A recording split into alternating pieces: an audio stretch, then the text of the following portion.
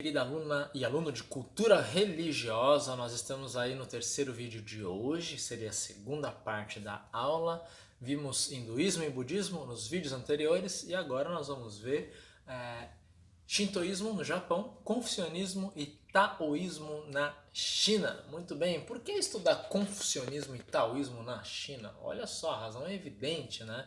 A China hoje é uma das grandes potências militares e econômicas, já chegando aí perto dos Estados Unidos. Isso há 10 anos atrás, né? Não consegui estatísticas mais atuais, mas a China já era grande potência militar, então convém sim estudar o que está por trás da cultura chinesa e, como vimos nas primeiras aulas, a religião ela tem a capacidade de formatar a cultura e também de descrever o que está por trás dessa cultura. Importante lembrar que a China teve um passado monoteísta.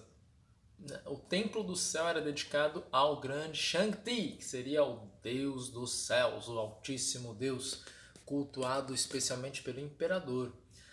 Mas na China nós vamos ter hoje um destaque grande para esse senhor aqui, o Kung Fu, ou o Confúcio. Ele nasceu em 551 a.C., de família pobre, tornou-se professor aos 18 anos de idade, assumindo vários cargos públicos de pequeno valor. Ele queria mudar a China. A China estava num estado deplorável de muita guerra civil, de muitos conflitos armados, e a ideia de Confúcio era melhorar o país. Havia muita corrupção, doenças, a situação educacional era deplorável, a arte não era valorizada, enfim. Confúcio queria fazer a China crescer novamente, como nos seus tempos áureos no passado. E aí nós vamos adiante. O Confúcio deixou alguns livros escritos, né? Nós temos ali o livro de poesias, o livro dos ritos, o livro de transformações, o famoso I Ching, livro das histórias e os anais de primavera e outono. Mas o que marca Confúcio mesmo não são os livros em si, mas a sua filosofia. Então a filosofia de Confúcio vai pregar alguns pontos principais. Começando por ordem e reverência. Tem de haver ordem e reverência na vida. Né? Confúcio ele vai dizer ali, por exemplo, não faças aos outros o que não queres que te façam. Lembra da regra de ouro? No fenômeno religioso nós vimos isso? Além de ordem e reverência, é necessário ter sabedoria e humildade. Ele mesmo diz que pediu 4 coisas na vida e não conseguiu. Servir o seu pai, servir o seu governante, os irmãos e amigos. E ele diz, não consegui fazer nada disso. A filosofia de Confúcio é marcada, além pela ordem e reverência, né, e humildade, por uma extrema simplicidade. Para Confúcio, quanto menos é mais. Ele diz, né? Com alimento ordinário para comer, água para beber e o braço dobrado como travesseiro, ainda tenho alegria em meio a isso e a tudo. As riquezas e honrarias adquiridas por meios iníquos não significam para mim mais do que as nuvens flutuantes. De novo, olha a ideia de ilusão, né? Riqueza por corrupção, não. É uma mera ilusão, diz Confúcio. E nós vamos ter um terceiro ponto na filosofia de Confúcio, ordem, reverência, né? Depois, humildade, agora, respeito às tradições. O confucionismo vai ensinar a tradicional honra aos antepassados. Também ele vai ensinar a fraternidade, ser humano é sempre ser em dois, né? Sempre o coletivo. Ninguém é humano sozinho, diz Confúcio. Né? Confúcio também vai ensinar a fazer o melhor, que é o Shun-Tzu, o melhor da humanidade. E para ele, olha só a filosofia do melhor, né? Se você tem honra, a honra leva ao caráter. O caráter leva à harmonia no lar. Se o seu lar está em harmonia, você vai ter ordem no país. Se o país está em ordem, você tem paz no mundo. É a velha filosofia da nossa mamãe. Queres mudar o mundo? Comece arrumando a tua cama. Essa é a lógica. Confúcio já tinha, acho que, uma excelente mamãe. Outros pontos da filosofia de Confúcio são: palavra correta. Poder é manter-se reto, né? Ter poder é manter-se reto. E as artes. Artes como algo importante na vida do ser humano. É interessante, né, o apoio às artes para um momento na China de crise econômica e social. E ele vai dizer que o ser humano precisa de arte. Nós, né, eu de humanas, gosto dessa ideia, né, de que a arte não é opcional, é essencial para a vida humana. Vamos adiante então, gente. Agora vamos estudar o taoísmo. Antes de entrar no taoísmo, eu tenho que falar uma coisa. O confucionismo atingiu mais as elites da China. Governantes, catedráticos, acadêmicos, então aqueles que estavam na alta sociedade acadêmica, política e financeira social da China foram impactados por Confúcio e a sua filosofia. Né? E ele influenciou muito esse grupo social. É o grupo social que tinha dinheiro, por exemplo, para investir em artes, em educação e assim por diante. Então o confucionismo até hoje é respeitado na China não como religião apenas, mas como filosofia por trás da cultura chinesa, dessa ênfase na ordem, na humildade, no poder que é feito para servir as pessoas, né? Em fazer ao próximo aquilo que nós queremos que os outros façam a nós. Né? Então, confucionismo, ensinando essa simplicidade do dia a dia, foi capaz de, com a sua filosofia, influenciar as elites da China. Agora a gente entra na parte que influenciou as massas. Então aqui é o povão, tá? É o povão, que é o Lao Tse, conhecido como o Velho. Lao Tse não estava interessado muito em sistematizar nada, né, ele não foi político, nada disso. Né? Confúcio seguiu carreira política, carreira acadêmica, na tentativa de mudar a China. Ele não conseguiu, Confúcio não conseguiu pela via política acadêmica. Então ele foi pela via religiosa e filosófica e aí ele conseguiu. O Lao Tse só queria pregar as suas palavras, o seu caminho, digamos assim, para o povo chinês. Conta-se que Lao Tse não conseguiu, ou pelo menos ele achava que não conseguiu, não tinha conseguido influenciar a China, então conta-se que ele decidiu ir embora. E um dos soldados ali na fronteira entre a China, né, na fronteira norte da China, parou Lao Tse e pediu: já que o senhor vai embora, por favor, escreva um livro. E Lao Tse escreveu o Tao Te Ching, que é O Caminho e o Poder. E esse livro sagrado para o taoísmo contém muitas poucas palavras, é apenas mais ou menos cerca de 20 páginas, é bem pequeno. E em 20 páginas Lao Tse resume a sua filosofia religiosa ou a sua religião de forma muito simples. Vamos ver alguns exemplos do taoísmo.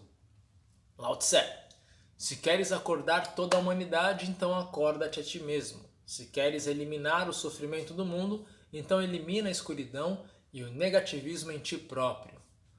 Vejam só, um outro exemplo de Lao Tse: a água é a substância mais macia, mais mole, e ainda assim ela pode penetrar montanhas e a terra.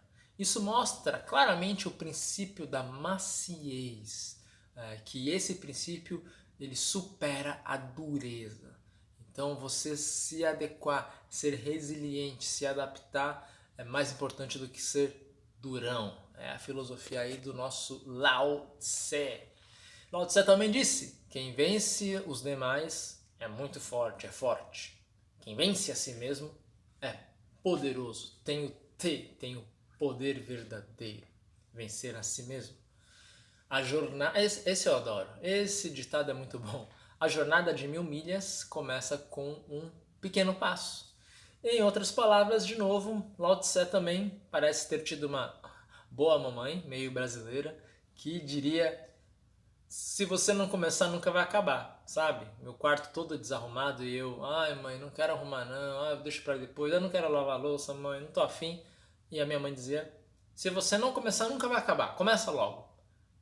Lao Tse, talvez ali naquela cultura oriental, teve uma mãe mais filosófica, do tipo: a jornada de 1000 milhas começa com um pequeno passo, ou toda a louça limpa começa lavando um pequeno talher. E assim, sua nota na G1 e na G2 começa lendo as primeiras palavras do livro ou assistindo esse breve vídeo. Então, o taoísmo, ele vai pregar essa vida mais simples, né? Aqui você tem algo que a gente pode aplicar para a nossa vida. Olha só que coisa interessante. Lao Tse disse: Se você está deprimido, você vive no passado, você está vivendo o passado. Se você está ansioso, você está vivendo no futuro. Se você está em paz, você vive o presente. É óbvio que aqui ele não está falando da ansiedade psicológica, né, como doença psicológica, e nem da depressão como doença psicológica ou psiquiátrica. Né? Ele está falando em um termo há 2000 anos atrás. Lao Tse era contemporâneo, viveu no mesmo período de Confúcio. Então, Confúcio, de novo, para as elites, Lao Tse mais pro povão, tá? Então, olha só que filosofia da simplicidade, né, no taoísmo. Então, o taoísmo ele vai ter o livro sagrado Tao Te Ching, que eu já mencionei, e vai pregar também, entre todas as outras coisas, a não ação. O retorno à simplicidade, a vida em pequenas vilas e uma vida tranquila é a ideia de uma vida que vai buscar, digamos assim, a superação dos males, né? E um conceito muito forte no hinduísmo é esse aqui do Yin e Yang. Não é algo tipo bem e o mal aqui. Não, é que os diferentes se completam, tá? Positivo, negativo, macho e fêmea, dia, noite, ativo, passivo, sol, lua, lógica, intuição, calor, frio, dureza, maciez. Então não é aqui tipo bem e mal. É que as coisas se completam. É mais um... Não vou falar isso. Eu ia comparar com a força de Star Wars. Mas a força tem um lado mal mesmo, né? Um lado bom, né? Yin Yang não seria isso. Seria mais, de novo, ordem cósmica, tempo cíclico, sistema em harmonia. Então, para o taoísmo, a ordem cósmica, o sistema em harmonia, a vida em harmonia é seguir, é manter o yin e yang equilibrado. Como você faz isso? Você vive uma vida correta e de simplicidade, tá certo? Então esse foi o terceiro vídeo sobre as religiões da China. Já vimos as religiões da Índia, o hinduísmo e o budismo que se origina na Índia e se espalha por toda a Ásia. E agora nós vimos o confucionismo e o taoísmo. A diferença dessas quatro religiões é que o hinduísmo realmente ficou na Índia, o confucionismo e o taoísmo também ficou circunscrito à China e teve mais assim uma pegada filosófica social, mas o budismo, que se inicia no norte da Índia, ele se espalha por toda a Ásia, tem essa pegada de religião universalizante, inclusive chegando ao Japão, e o budismo então vai ter contato com essa religião que está aí acima, a religião do Japão, o Shintoísmo, que é o tema do último vídeo dessa nossa aula online.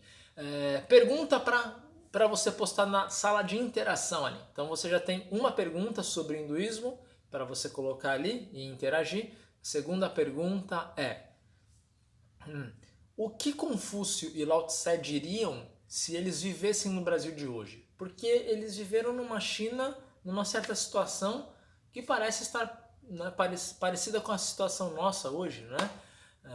O que Lao Tse e Confúcio diriam para o Brasil hoje? Qual seria o caminho da prosperidade? Será que se aplica a nós brasileiros ocidentais 2.500 anos depois de Confúcio? Então postem ali na sua sala de interação. Não precisa postar uma resposta, você pode pegar a de um aluno e reagir ali. Vamos bater papo ali na sala de interação. Ou você pode postar um vídeo, também grava um vídeo, um áudio. Vamos usar aí os recursos. Seria legal aí ver o rosto de vocês para eu gravar o rosto com o nome de vocês também. Tá certo? Então não precisa só digitar ali. Pode postar vídeo ou áudio. Tá bom? Então, o último vídeo, Shintoísmo, nós veremos na sequência.